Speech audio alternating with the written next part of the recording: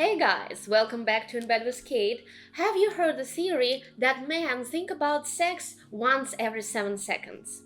If you feel you might be one of them, and if you wake up with the morning wood after masturbating before bed, and if you can't stop wondering, am I too horny?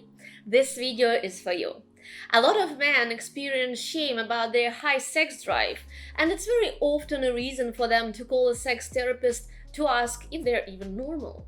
With all the taboos surrounding sex and open sexuality, it's so hard sometimes to draw a line between having a healthy high sex drive and being a sex addict, as some people call it. Even I had come across men and people who were telling me that I was hypersexual, but who knows whether their libido was simply too low or mine was too high. So I know how confusing it feels to question yourself, am I normal?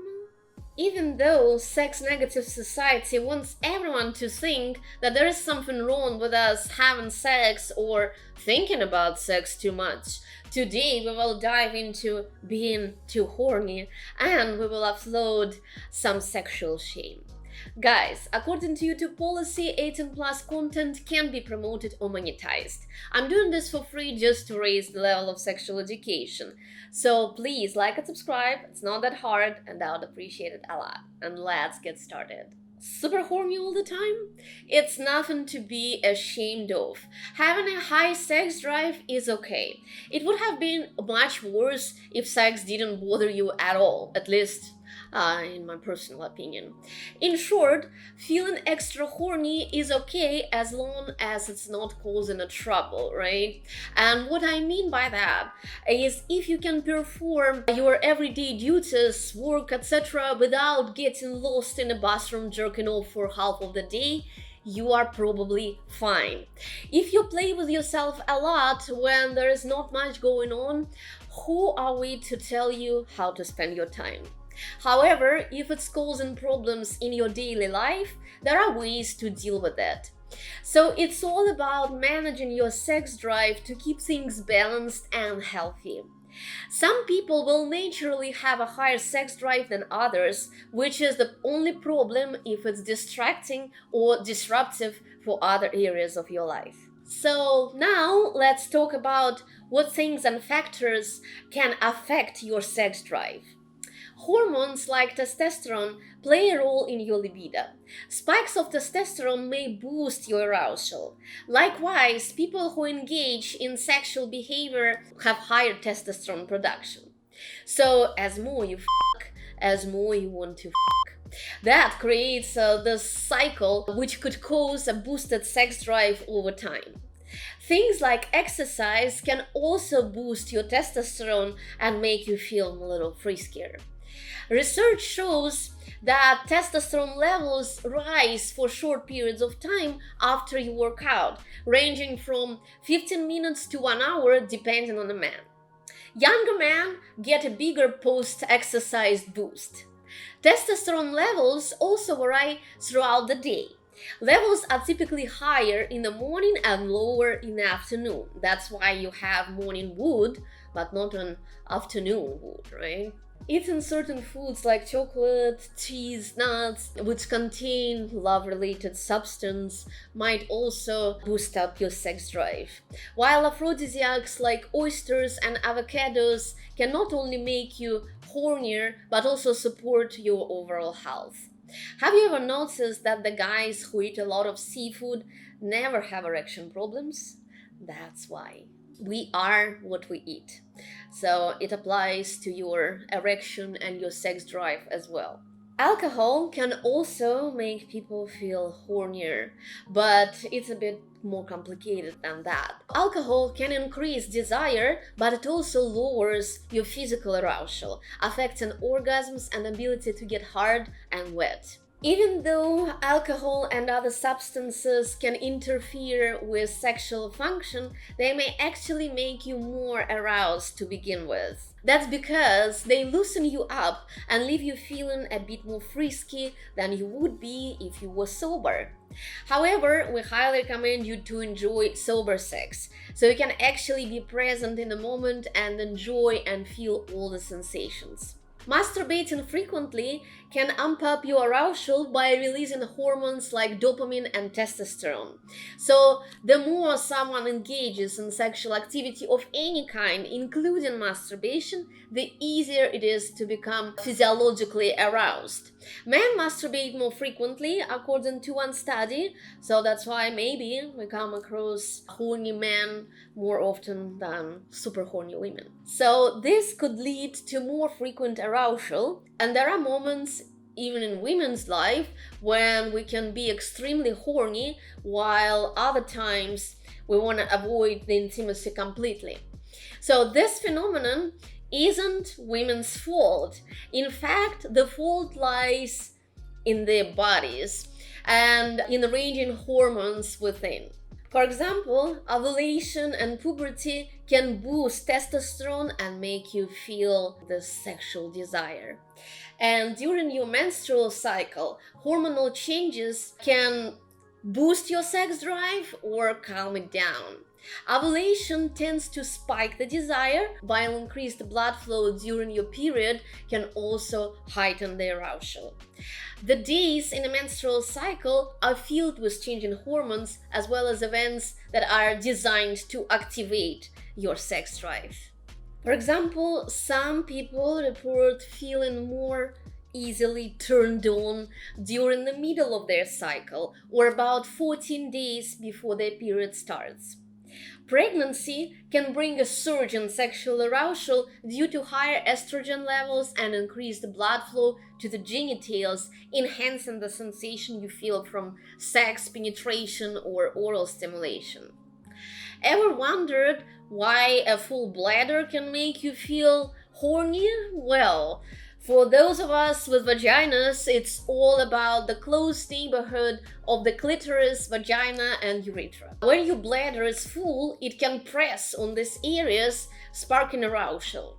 But be aware, this proximity also means a higher risk of UTIs, which is ouch. You don't want to experience that. And as for seasonal changes, studies suggest that male testosterone and libido take a dip in the summer, only to bounce back in the fall. Mood swings brought on by the seasons can also play a role in your sex drive. If you suffer from seasonal blues, you might notice a drop in your desire for some fun between the sheets. And remember, your mental health and libido are best buddies, so take care of both.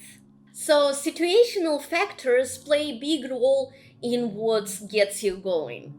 Female desire is often not spontaneous. What turns you on can be influenced by your surroundings or by the circumstances you are in. For example, new relationships. When you are going through this honeymoon phase, I'm sure you know how amazing it is when in the beginning of the relationship you just can't stop playing with each other. When you just can't keep your hands off each other, blame those feel-good hormones like oxytocin and dopamine for the spark. And sometimes we experience being in erotically charged situations, from sexting to dirty talk. Anything with a sexual vibe can light the fire in your brain. It's all about the psychosocial side of the desire. And being near someone hot can definitely rev up your engine, especially if there is some flirt or interaction going on. And what about hypersexuality? Some people say it's an ability to control your sexual impulses, but experts are divided on whether it's a real thing. The debate rages on, with no clear consensus in sight. The American Association of Sexuality Educators, Counselor and Therapists states that there is not enough evidence to support the existence of sex addiction. According to some experts, compulsive sexual behavior with an intense focus on sexual fantasies, urges, or behaviors that can't be controlled, that causes distress and problem for your health, job, relationships, or other parts of your life, is sometimes called hypersexuality or sex addiction. Experts are divided, and we're not sure if it's even real, but if your desires feel overwhelming, consider talking to a sex therapist for guidance. But first, try to handle these horny feelings, and there are several ways to do so.